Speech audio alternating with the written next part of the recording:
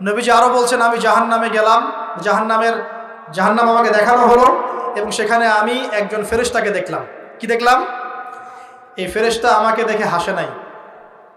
সবাই মনোযোগ দেন, মেরাজের রাতের সবাই নবী সাল্লাল্লাহু আলাইহি ওয়াসাল্লামের সাথে হাসি মুখে সাক্ষাৎ করেছেন এই ফেরেশতা বাদ দিয়ে। নবীজি বললেন জিবরাইল আলাইহিস সালামকে, সে এত গম্ভীর কেন, তার চেহারায় হাসি নাই কেন?